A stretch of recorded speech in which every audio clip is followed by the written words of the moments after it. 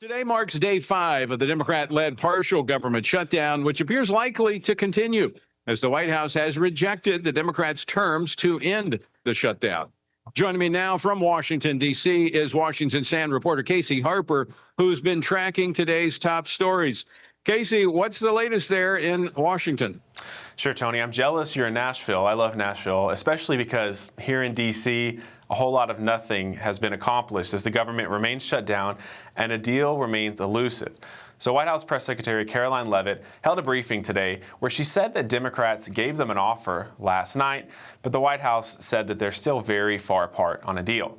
Now, as this division among lawmakers in the White House continues, as you know, thousands of federal workers are not going to receive their next paychecks. Now, we don't have a lot of details about the specifics of that latest counter proposal from Democrats, but we could probably make some guesses about how it would affect ICE. But a White House official says President Trump remains willing to continue talks to end the shutdown. In fact, here's White House Press Secretary Karoline Leavitt speaking today. He wants the government to be open. We've been engaged in good faith negotiations with the Democrats. Last night, they sent over a counter proposal that, frankly, was very unserious, and we hope they get serious very soon because Americans are going to be impacted by this. So no progress here in D.C., Tony.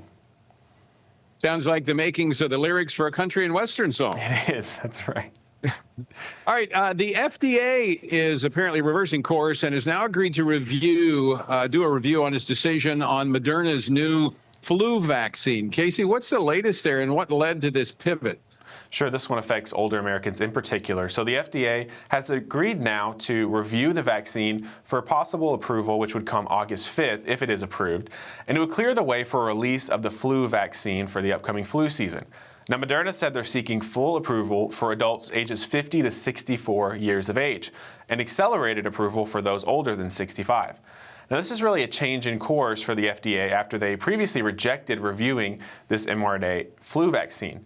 So it's something to be closely watching. The mRNA, which is so controversial in COVID, now, Tony, it's affecting flu vaccines, and we'll keep an eye on how this one progresses. I think it may make some folks a little timid, even if it is approved. Yes. Vice President JD Vance shed some light on how yesterday's diplomatic talks with Iran went, saying that in some ways the talks went well. Casey, what came out of that meeting? What do we know for certain? Sure. Well, while the vice president didn't share a lot of additional details about what parts of the talks went well, they're playing things pretty close to the chest. He did say that both parties agreed to meet afterwards in a couple of weeks. Here's Vice President JD Vance. The President of the United States is very much trying to find a solution here, whether it's through diplomatic options or through another option that means that the Iranians cannot have a nuclear weapon. I think it's very important for the American people to appreciate it's one of the most hostile and also one of the most irrational regimes in the world. You can't have people like that have the most dangerous weapon known to man. It would be awful for our security. It would be awful for the future of our children. Hostile and irrational is a bad combination, to be sure. The vice president said that the president is willing to use the military, but he's right now trying a strong diplomatic approach. But he's shown that, either are on the table for him, at least for now. Now, the U.S. has recently sent another aircraft carrier to the region and has just moved more fighter jets into the Middle East. And where really the president has fulfilled his promise to send an armada to the region, if you look at the forces they have there. Meanwhile, in Iran, the satellite images show that Iran has recently built a concrete shield over a new facility at a military site. They have tunnel entrances fortified, missile bases, so they're preparing for war in Iran, Tony.